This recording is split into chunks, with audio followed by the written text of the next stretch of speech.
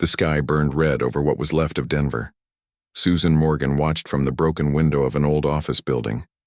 3 years ago, she had been a normal military officer with a happy life. Now she was one of the few humans still fighting, back against the aliens who had nearly destroyed Earth. Susan touched the small metal tag hanging from her neck. It belonged to her husband, Jack.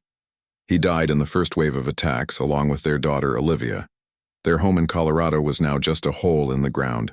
All Susan had left was her training and her anger. The Kralaxians came without warning.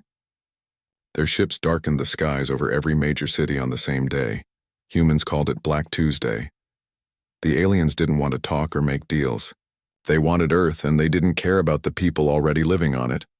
Susan turned away from the window and walked to the large table in the center of the room. Maps and papers covered its surface. This was the main planning room for what remained of the human resistance in the western United States. "Any news from the East Coast team?" Susan asked as Alan Pierce entered the room. Alan had been a police officer before the invasion. Now he was Susan's second in command.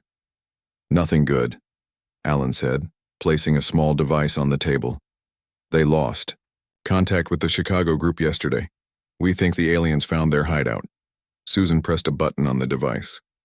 A hologram appeared above the table, showing the current known positions of alien forces. There were too many red dots and too few blue ones representing human strongholds. "We can't keep fighting like this," Susan said. "We're losing too many people." The door opened again, and Kate Williams walked in.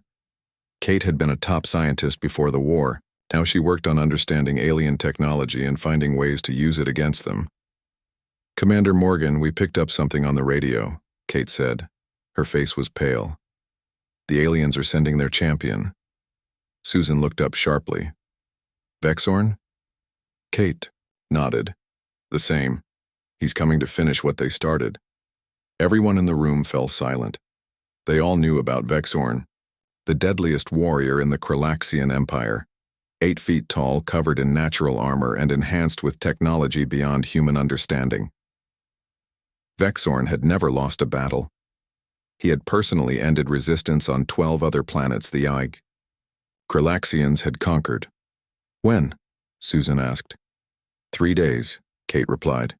"His ship will land in what's left of Chicago. The transmission said he's coming to accept our surrender." Susan laughed, but there was no humor in it. "Our surrender? After everything they've done?" She walked back to the window and looked at the red sky. The Kralaxians had changed Earth's atmosphere to better suit them. It made breathing harder for humans, but they could still survive. "Get me everything we have on Vexorn," Susan said. "Every recording, every report from other resistance cells. I want to know his weaknesses." Alan stepped forward. "Susan, you're not thinking of facing him, are you? That would be suicide." Susan turned to look at her friend. "Maybe, but we're running out of options." Later that night, Susan sat alone in her small room, watching videos of Vexorn in battle. The alien moved with impossible speed for something so large. His forearms could attack from different angles at once. The bones of his enemies decorated his armor. Susan picked up the experimental weapon they had salvaged from a downed alien ship. It was heavy and awkward in human hands, but it was one of the few things that could possibly hurt Vexorn. A knock on the door interrupted her thoughts. "Come in," she called. It was Frank Delgado, their communications expert. "Commander, I found something," he said, excitement in his voice. "The Kralaxians have a tradition. Before they complete a conquest, their champion faces the strongest warrior of the defeated species. It's some kind of ritual." Susan set down the weapon.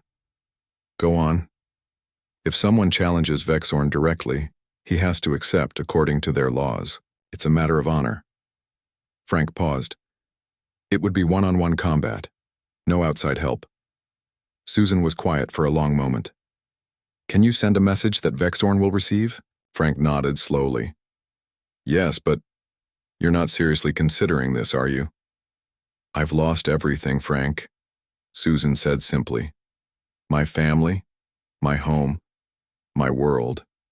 I have nothing left to lose." She picked up the alien weapon again.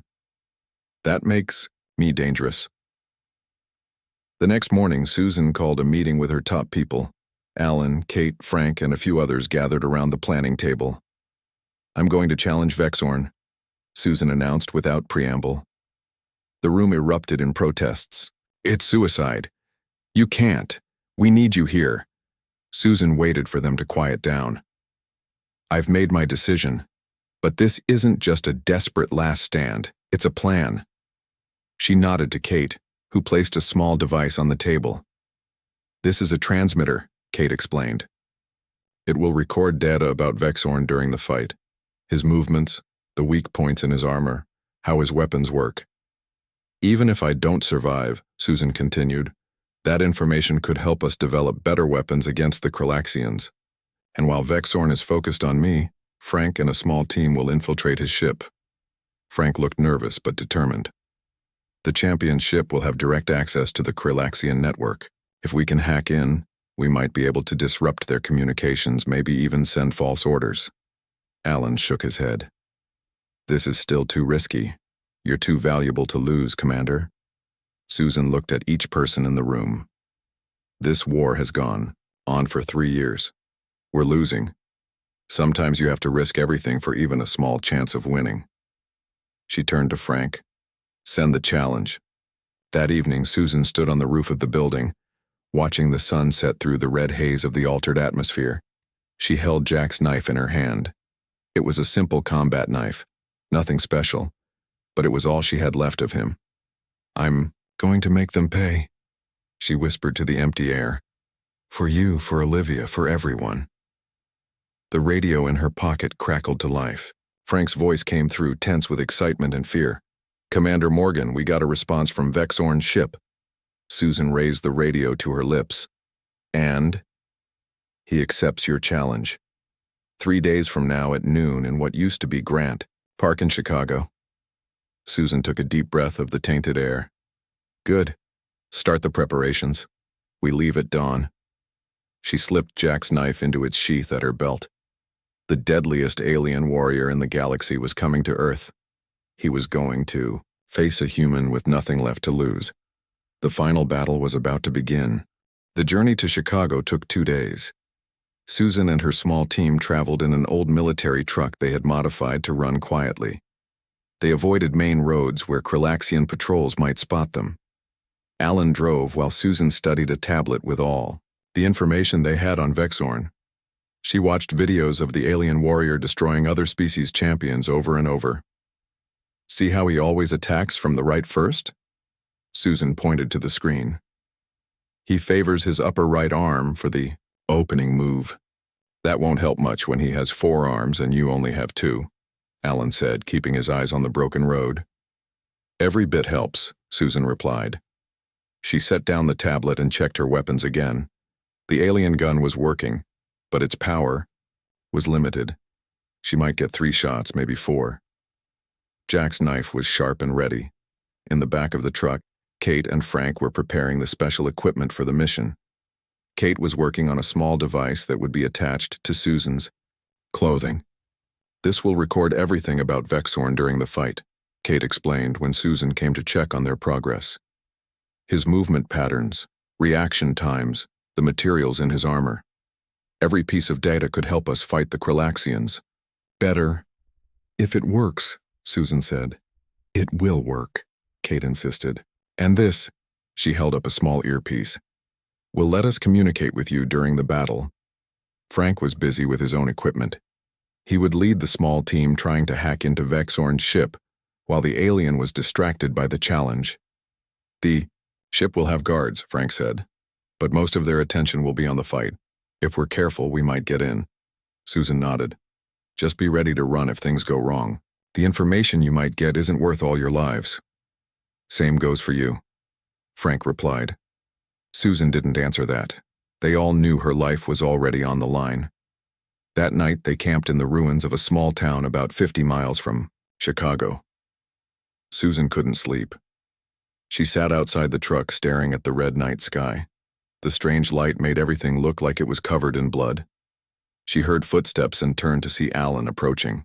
Can't sleep either? he asked, sitting down beside her. Too much thinking, Susan replied. They sat in silence for a while. Alan had been her friend since before the invasion. They had served in the same military unit. He had been at her wedding. He had held baby Olivia. You know you don't have to do this, Alan finally said. We could try something else. Like what? Susan asked. We're losing this war, Alan. Every day we lose more people, more resources. This might be our only chance to learn something that could help us win. And if you die? Susan smiled sadly. Then I'll see Jack and Olivia again. Alan shook his head. That's why I'm worried. You're not just willing to die. Part of you wants to. That's not true, Susan said, but her voice lacked conviction. The best warriors don't fight to die, Alan said. They fight to live. Susan looked at her friend. I'll try to remember that tomorrow. The next day, they reached the outskirts of Chicago. Once a great city, it was now mostly ruins. The Kralaxians had destroyed most of it during the initial invasion.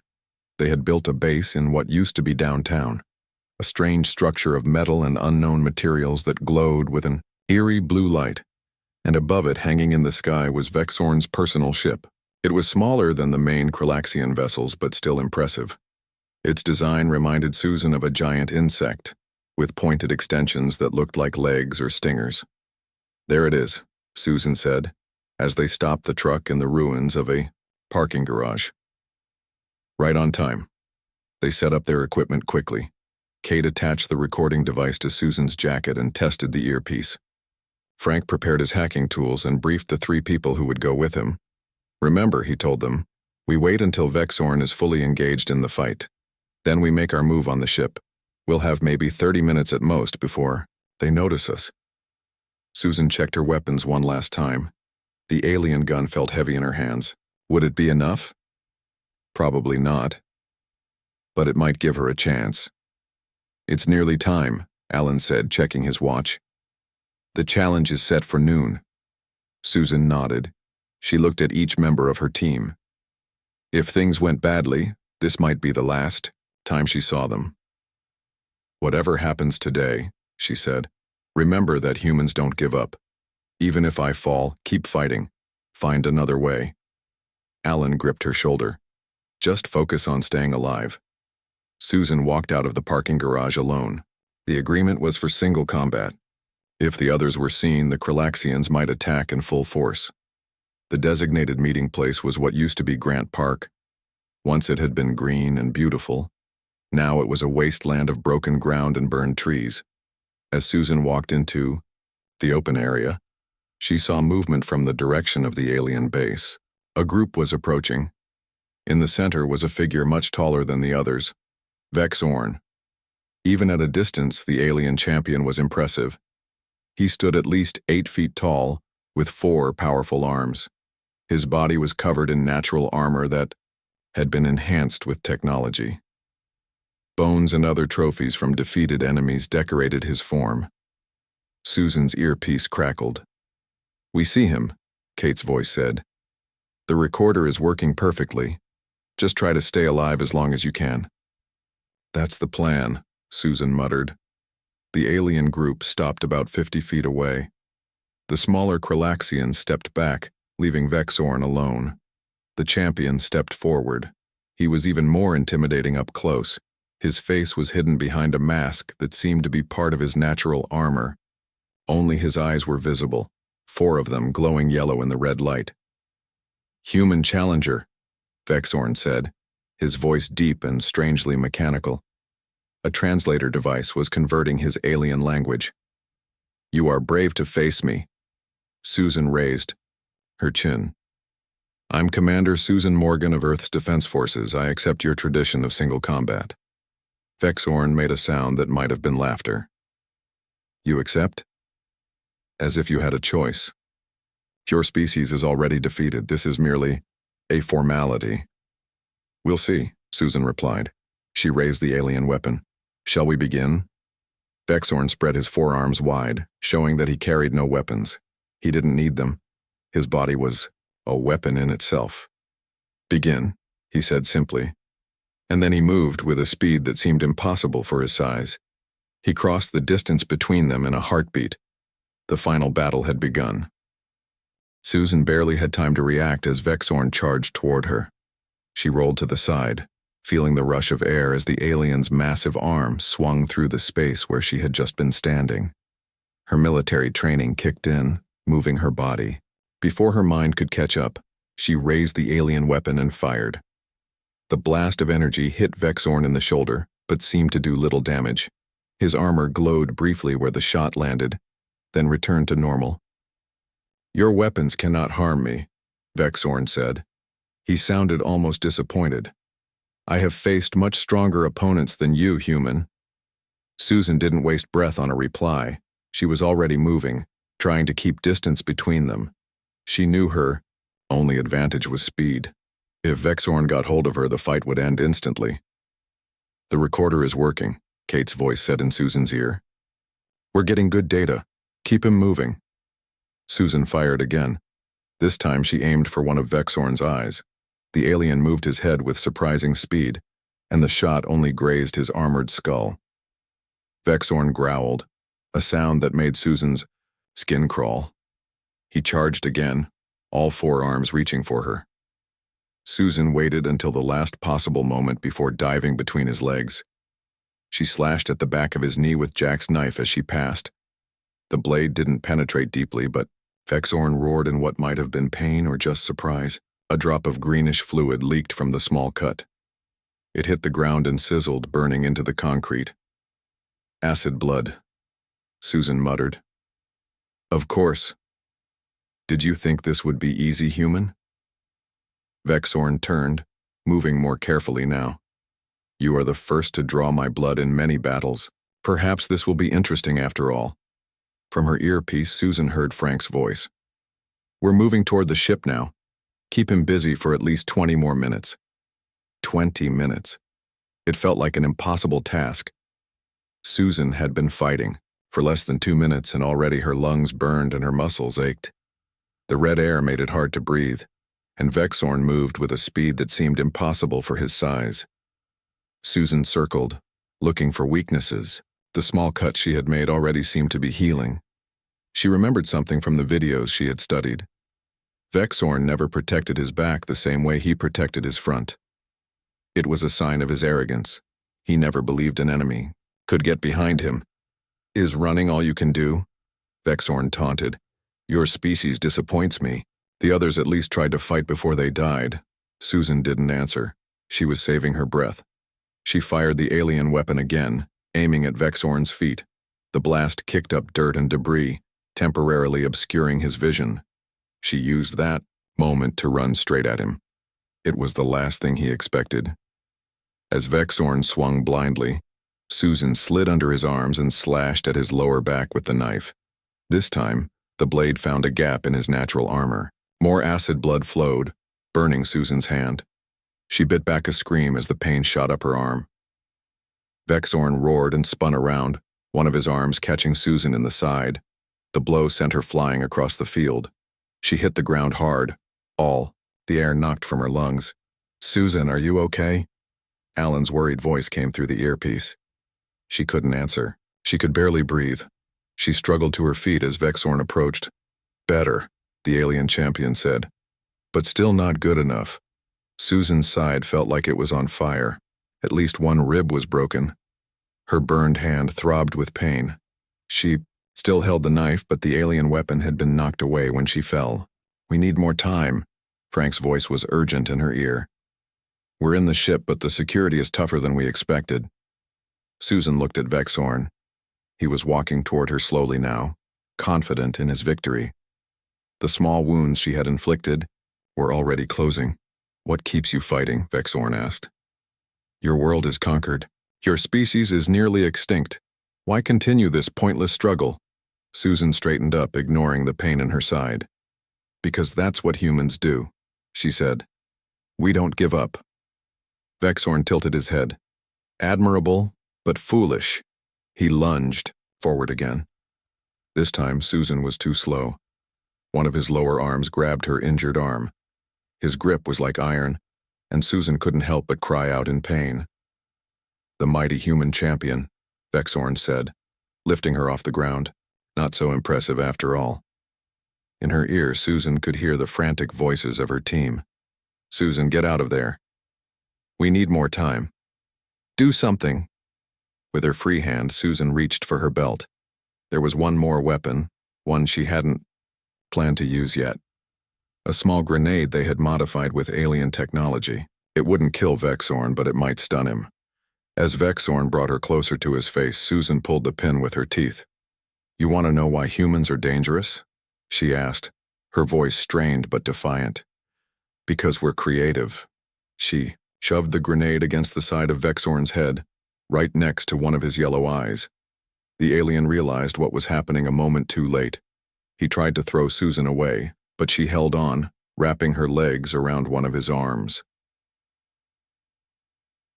The grenade exploded in a flash of blue light. Susan felt herself flying through the air again, then hitting the ground hard. Her ears rang and her vision blurred, but she forced herself to move. She had to get back on her feet. Vexorn was staggering, one side of his face badly damaged. Two of his eyes were dark and lifeless. Acid blood poured from the wound, sizzling on the ground. "You will pay for that," the alien champion growled. His translator device was damaged, making his voice even more distorted. Susan found Jack's knife on the ground and picked it up. Her whole body hurt, but she was still alive, still fighting. "We're almost there," Frank's voice said in her ear. "Just a few more minutes." Vexorn charged again, but his movements were less coordinated now. Susan was able to dodge his first attack and slash at his leg as she passed. The alien's armor was weakened from the explosion, and the knife cut deeper, this time. But Vexorn was still incredibly strong. One of his arms caught Susan across the back, sending her sprawling face first into the dirt. She rolled over just in time to see him looming above her, all four arms raised to deliver a killing blow. "Your defiance ends now," Vexorn snarled. Susan looked up at the alien champion, her hand still gripping Jack's knife. She wasn't done yet. As long as she had breath in her body, she would keep fighting. For Earth, for humanity, for Jack and Olivia, and for herself. Time seemed to slow as Vexorn's forearms came down toward Susan. In that moment, she saw a flash of blue light in the sky. It was coming from Vexorn's ship. "We did it!" Frank's excited voice came through her earpiece. "We're in their system. Hold on, Susan, something strange happened." Vexorn suddenly froze. His arm stopped in midair, inches from Susan's face. A confused sound came from the alien champion. "What is happening?" Vexorn growled. His body twitched as he tried to move, but his arms remained locked in place. Susan didn't waste the opportunity. She rolled away from the alien and got to her feet. Her body screamed with pain, but she ignored it. "What did you do?" she asked into her earpiece. "We found a connection between Vexorn's armor and the ship's control system," Frank explained. "The armor isn't just decoration, it's connected to his nervous system. We're disrupting the signals." Susan looked at Vexorn. The mighty alien warrior was still frozen in place, though she could see him struggling to move. His yellow eyes blazed with fury. "How long will it last?" Susan asked. "Not long," Frank replied. "The system is already trying to adapt. Maybe a minute, no more." Susan nodded. A minute was all she needed. She picked up the alien weapon she had dropped earlier. It still had one shot left, but she didn't aim it at Vexorn. Instead, she walked around him, studying his armor. The explosion from her grenade had damaged one side of his head and neck. The natural armor there was cracked, revealing something underneath. It looked like a thick tube running from his head down into his body, his spine, Susan realized, or whatever aliens have instead of a spine. She positioned herself carefully, then raised Jack's knife. With all her remaining strength, she drove the blade into the exposed area where Vexorn's head joined his neck. The alien champion made a terrible sound, not quite a scream, but a high-pitched wail that hurt Susan's ears. Acid blood sprayed from the wound, burning Susan's arms and face. She stumbled back, dropping the knife. Vexorn's body began to move again. The disruption from Frank's team was wearing off. But the aliens' movements were different now, jerky and uncoordinated. Two of his arms hung limp at his sides. What have you done? Vexorn's voice was strained, his translator device crackling. Susan raised the alien weapon and pointed it at the same spot where she had stabbed him. Ended your winning streak, she said. She fired the final shot. The energy blast hit the exposed area precisely, burning through whatever remained of Vexorn's spine. The alien champion's body went rigid, then collapsed to the ground with a heavy thud. Susan stood over the fallen warrior, hardly believing what she was seeing. Vexorn, the deadliest alien champion in the galaxy, lay motionless at her feet. Is he dead? Alan's voice asked in her ear. Susan watched carefully. Vexorn's body was still twitching, but it seemed to be just nerves or whatever aliens had instead of nerves. His yellow eyes were dark and lifeless. Yes, she finally said. He's dead. For a moment, there was stunned silence from her team. Then cheers erupted through her earpiece. You did it, Susan, Kate exclaimed. You actually did it. We all did. Susan corrected, thinking of Frank's team on the ship. What's your status up there? We're downloading everything we can, Frank reported. Ship schematics, communication codes, troop movements. It's a goldmine of information. The other, Kralaxians are noticing something's wrong, Alan warned. They're heading toward the field. You need to get out of there now, Susan. Susan looked around. She could see alien figures approaching from the direction of their base. They had been watching the fight from a distance, confident in their champion's victory. Now they were coming to see what had happened. Susan bent down and picked up Jack's knife from beside Vexorn's body. The blade was partially melted from the alien's acid blood, but it was still intact. She wiped it clean on her pants and put it back in its sheath. Then she grabbed something from Vexorn's armor, a small device that looked important. She didn't know what it was, but the aliens might want it back. I'm on my way, she said, turning, to run back toward the parking garage where the others waited. Her body protested with every step. Her burned hand and face stung terribly. Her broken rib made it hard to breathe. But Susan kept running. Behind her, she could hear the angry cries of the Kralaxians as they discovered their fallen champion. She reached the parking garage just as the alien troops were spreading out to search for her. Alan was waiting with the truck's door open. Get in, he shouted. Susan practically fell into the truck. Kate was there with medical supplies, already reaching for Susan's burned hand. We need to move, Susan gasped.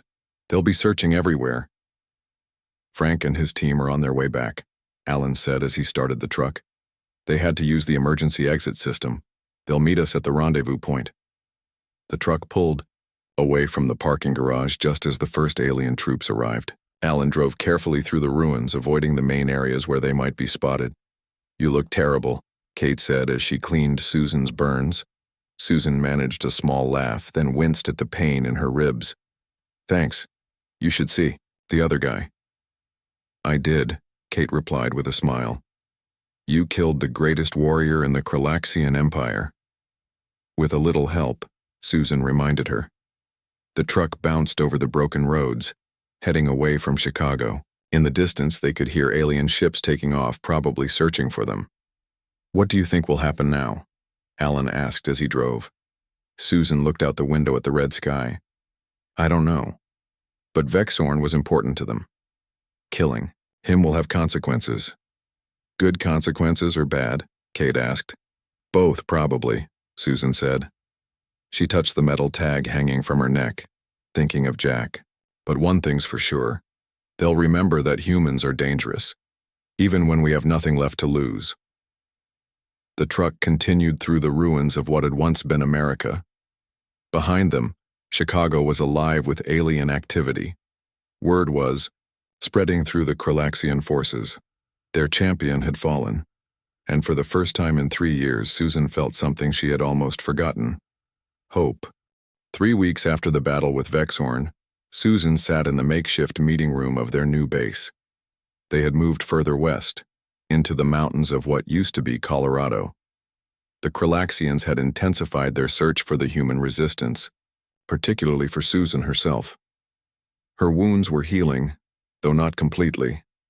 The burns from Vexorn's acid blood had left scars on her hand and face. Her broken rib still ached when she moved too quickly. But she was alive, and that was more than anyone had expected. Alan entered the room, followed by Frank, Kate, and several other resistance leaders. They had come from different hideouts across the country, risking travel to meet in person. This was too important for radio communication. "Everyone's here," Alan said, taking a seat next to Susan. Susan nodded and looked around the table. "Thank you all for coming. I know it was dangerous to travel with the Kralaxians looking for us." A man named Greg, who led the resistance in what used to be Texas, leaned forward. "We've been hearing strange reports. Some say you killed their champion. Is it true?" "Yes," Susan said simply. "With help from my team." The room fell silent as everyone processed this information. No one had ever defeated a Kralaxian champion before, let alone their greatest warrior. "What happens now?" asked Lisa, leader of the West Coast group. Frank stood up and placed a small device on the table. It projected a hologram showing charts and alien text. "This is what we found on Vexorn's ship," he explained.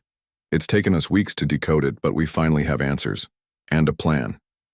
He pressed a button, and the hologram changed to show a complex diagram of what looked like a ship's engine. "The Kralaxians have a hierarchy based on strength," Frank continued. "Vexorn wasn't just their champion. He was second only to their leader in terms of power and influence, which means his death has created chaos in their command structure," Susan added. Kate joined Frank at the hologram. "There's more," she said. "The data we collected during the fight showed weaknesses in their armor we didn't know about before. And the device Susan took from Vexorn's body? It's a command key. It gives high-level access to their systems." The resistance leaders looked at each other with growing excitement. "You're saying we might actually have a chance to fight back?" Greg asked. Susan stood up carefully, mindful of her healing rib. "Not just fight back. Win." She touched a control on the table, and the hologram changed to show a map of North America with red dots representing Kralaxian bases. "They've been operating on the assumption that we're weak and disorganized," Susan explained. "They never expected significant resistance after their initial invasion. That's why they sent Vexorn, to mop up what they thought was a minor problem. But now they know we're dangerous," Alan said. Susan nodded. "And they're scared. For the first time, they're scared of humans." The door opened and a young resistance fighter rushed in. "Commander Morgan, you need to see this." He turned on an old television set in the corner of the room. It was connected to an antenna that could pick up the Kralaxian broadcast signals. The aliens had taken over Earth's communication systems to spread their propaganda.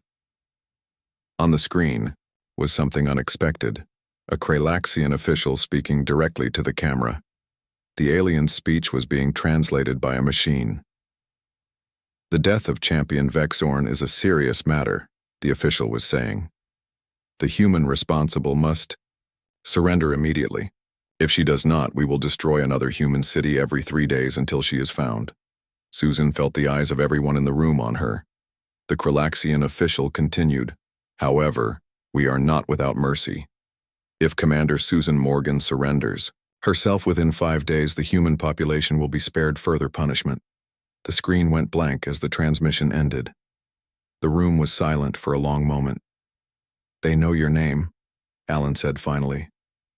"They've never bothered to learn any human's name before." Susan stared at the dark screen. "They're afraid of what will happen if others follow my example." "You can't surrender," Kate said firmly. "Of course not," Susan replied. "But this broadcast tells us something important. They're worried, and they should be." She turned back to the group. "The data from Vexorn's ship includes locations of all their major bases. It also contains the codes for their communication systems. Frank has figured out how to use these to send false orders to their troops." Greg looked skeptical. "Even with all this, we're still outnumbered and outgunned. How can we possibly win?" Susan smiled. It was a hard smile, determined rather than happy. Because we're going to turn their strength against them. Their hierarchy, their blind obedience to orders, their dependence on technology. These are all weaknesses we can exploit. She pointed to the hologram map. We don't need to defeat their entire force. We just need to take out these 3 command centers. Without central control, their forces will be in chaos. Lisa frowned. And how do we do that? Those bases are heavily guarded. With these, Frank said, changing the hologram to show a weapon design. Using the data from Vexorn's armor, we've designed weapons that can penetrate their defenses. We can build them using parts from downed alien ships. The resistance leaders studied the designs with growing hope in their eyes. It won't be easy, Susan cautioned, and some of us won't survive. But for the first time since the invasion, we have a real chance. Alan stood up beside her. I think I speak for everyone when I say we're with you, Commander Morgan. Around the table, heads nodded. In agreement, Susan looked at each of them. 3 weeks ago, she had been a woman with nothing left to lose, ready to die if it meant taking Vexorn with her. Now she had something she hadn't expected to find again. A future, a purpose, a reason to live rather than just a willingness to die. Then let's get to work, she said. We have a planet to take back. Outside the meeting room, other resistance fighters were already preparing for battle. Word of Vexorn's defeat had spread throughout human settlements, whispered from person to person like a prayer. The champion had fallen. The invincible had been beaten. If one human could kill Vexorn, what could all of humanity do together? The sky outside was still red from the Kralaxians' atmospheric changes. But as Susan looked out the window at the humans training with new purpose and determination, she thought that someday they might see blue skies again. The war wasn't over. In many ways, it was just beginning. But something fundamental had changed. Hope had returned to Earth.